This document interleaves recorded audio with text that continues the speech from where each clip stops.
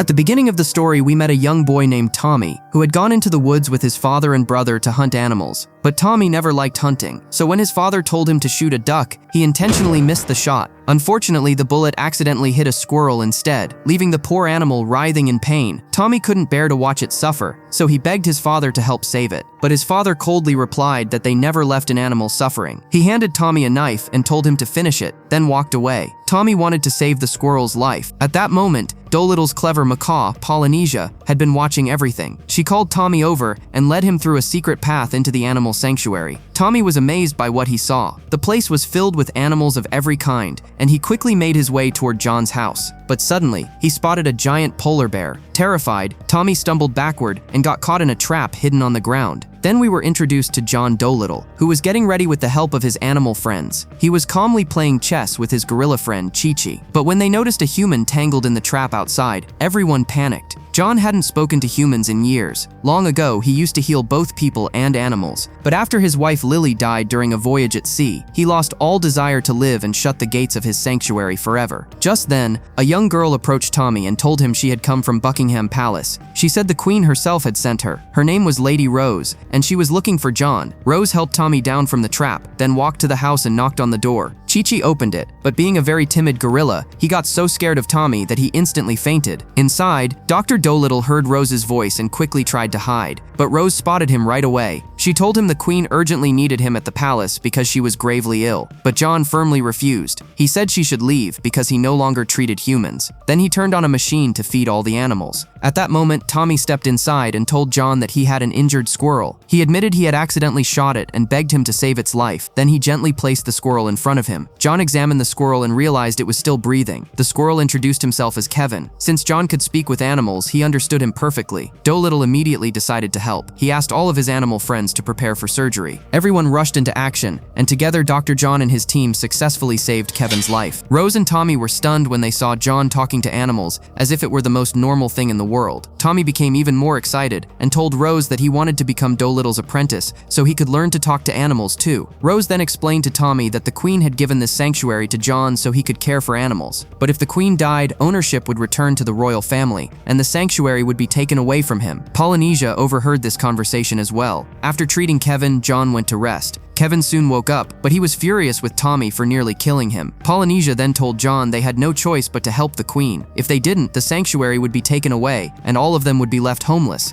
Chi-Chi and the other animals were terrified by the thought. So even though he didn't want to, John finally agreed to go help the Queen. Everyone was thrilled and told him he needed to dress properly for the trip, but John ignored them, so Chi-Chi grabbed him, knocked him out, and the animals gave him a full makeover while he was unconscious. Later, John came to Tommy and Rose and announced that he and his animal companions had decided to travel to the palace and save the Queen, but he firmly told Tommy that he was going straight home. Then he pushed him outside. However, Tommy secretly hid inside Lady Rose's royal carriage, and with that, John and all his companions set off for the palace. John rode on top of his ostrich, and before long they arrived at the royal castle. There, a doctor named Mudfly was pretending to treat the Queen with ridiculous jokes. One of the Queen's royal advisors, Lord Thomas, approached him and asked about her condition. Mudfly darkly replied that the Queen was in terrible shape and likely had no more than a week to live. Just then, John arrived at the palace. Everyone was shocked to see him surrounded by animals. At that moment, the guards dragged Tommy in as well, forcing John to quickly lie and say that Tommy was his apprentice. John immediately recognized Dr. Mudfly because the two of them had studied together as children. Mudfly had always been jealous of John. John then asked his dog, Jip, to smell the Queen, since Jip had an extraordinary sense of smell. After sniffing carefully, Jip told John that the Queen had been poisoned with nightshade blossom, a rare and deadly toxin. Lord Thomas and Mudfly asked John what was wrong with her, and he revealed that she had been given nightshade poison, something very difficult to find. He also explained that a solar eclipse would happen on the 17th of that month, and if they didn't find a cure before then, the Queen would not survive. At the same time, John began to suspect that Lord Thomas was the one behind the poisoning. So very cleverly, he left behind a tiny insect that looked like a piece of wood to secretly spy on Thomas. He also told Rose that from now on, only food prepared by her own hands should be given to the Queen. Thomas then asked John how he planned to save her. John explained that there was only one way. They had to find a magical fruit that no one had ever been able to obtain before. It grew on Eden Island. Mudfly laughed at him and mocked the whole idea, calling it nothing more than a myth. Ignoring him, John prepared to leave with all of his companions in search of the Eden tree. Tommy begged to come along, saying he didn't want to go back home, but John told him the journey would be far too dangerous. and he could not take him. Then he sent Tommy away. When Tommy returned home, his father angrily scolded him. Hurt and heartbroken, Tommy went to his room and sadly fell asleep. The next morning, Polynesia arrived to pick him up, riding alongside her giraffe friend. Since Polly was a macaw who could speak human language, she was able to talk directly to Tommy. She told him that John was about to sail for Eden Island and that Tommy needed to come too. She said she saw something special in him. Tommy hesitated and said that John had already told him not to come, but Polly brushed it off and told him not to worry. She lifted him onto the giraffe's back and they rushed away together. Some soldiers chased after them, but they couldn't catch up. Soon they realized John's ship had already set sail. Then Tommy spotted a bridge nearby, and they quickly raced toward it. There, Tommy climbed onto a lift attached to the bridge and began lowering himself down toward the ship, but the rope was too short. Tommy was determined to reach that ship no matter what, so without thinking twice, he jumped. John was terrified, but luckily, Tommy landed safely on the ship's sail. John became angry with Polly, but she calmly explained herself. She told him he was getting older and weaker, and she knew this journey would not be easy for him. She reminded him that years ago, she was the one who introduced him to Lily when he needed her most. And now, once again, he needed someone by his side. That was why Tommy should be part of the team. John finally agreed, and Tommy was overjoyed. Though instead of giving him exciting duties, John made him do endless cleaning chores. Back at the palace, Lord Thomas told Mudfly that he was sending a warship called the Britannia after John. Once John was killed, no one would be left to save the Queen, and they would become the next rulers of Britain. He ordered Mudfly to board the ship as well. But unknown to them, John's little spy insect had heard every word. Meanwhile, aboard the ship, Tommy kept watching John and trying to understand how he communicated with animals. And like that, they continued deeper into their dangerous journey. Before long, Tommy spotted another ship charging straight toward them. It was Mudfly's ship, coming to attack. Seeing the danger, John ordered a machine turned on to call his whale friend Humphrey, so they could use the whale's strength to increase their speed. Then John put on a diving suit and jumped into the water. With the help of his polar bear friend Yoshi, he tied their boat to the whale. Instantly, their speed multiplied. Mudfly saw everything through his telescope and began firing cannons at John's ship. During the chaos, the rope attached to John slipped from Chi-Chi's hands, sending John drifting far away in the water. Everyone panicked. But just in time, Tommy grabbed the rope. Working together, all the animals pulled John back and saved his life. John was deeply impressed because Tommy had just saved him. Chi-Chi told Dolittle that he had been terrified. John smiled and reassured him, saying it was all right because he was still alive. And honestly, fear had its own strange kind of excitement. That night, while everyone else was asleep, John quietly signaled for Tommy to come closer. He asked Tommy to take control of the ship for a while. Tommy then asked if he really knew the way to the Eden Tree. John explained that the Eden Tree could not be found on any ordinary map, but his wife Lily had once discovered the path to it. Sadly, when she set out to find it, her ship was lost in the depths of the sea during the journey. The only thing that survived was her journal, the one that contained the map to Eden. But that book was now in the hands of Lily's father, so before they could continue, they first had to travel to Montevera and steal it. Montevera was a city ruled by pirates, and its king was Lily's father, King Rasuli. Even after all these years, Rasuli still believed his daughter had been taken away from him because of Dolittle. For that reason, he hated John and wanted him dead. Disguised in costumes, John and Tommy secretly entered Rasuli's city. They managed to sneak all the way into the palace, but soon found their path blocked. So John asked his dragonfly friend James for help. James passed the message to a group of ants who worked together and opened the door. But beyond it stood iron bars, too narrow for John to pass through. So he sent Tommy ahead with James to reach Rasuli's chamber. Inside, Tommy found the king sleeping peacefully beside several lions. Rasuli deeply loved his lions and trusted them more than most people. Quietly and carefully, Tommy slipped toward the king's hidden vault. There, among piles of treasure, he spotted Lily's journal. But just as he reached for it, Rasuli suddenly woke up. Tommy was caught instantly, and John was captured as well. Furious, Rasuli told John he had made a terrible mistake by coming there. He said John was foolish if he thought forgiveness was possible, because tonight he would not leave alive. Rasuli dragged Tommy away and left John chained up in the chamber. Then he released a lion named Barry to kill him. Barry growled and said John may have forgotten him, but he hadn't forgotten John. Years ago, while John had been treating him, he had run away with Rasuli's daughter, leaving Barry's treatment unfinished. Since then, Barry had waited for revenge. Barry lunged at him, trying to tear him apart. John desperately tried to escape, but because he was chained, he could only swing helplessly above the ground. Meanwhile, Rasuli forced Tommy into joining the pirates, but by now Tommy had started learning how to understand animals. Using James, he secretly sent a message to Polly that John's life was in danger. The moment Polly heard this, she created a rescue plan. Yoshi set fire to a building full of gunpowder, causing a massive explosion that threw the whole kingdom into chaos. Panic spread everywhere. At the same time, Polly flew in to save John and attacked the lion, but Barry struck back and badly injured her. Then Chi-Chi burst into the prison. When he saw the lion attacking John and Polly, something inside him snapped. Overcoming all his fear,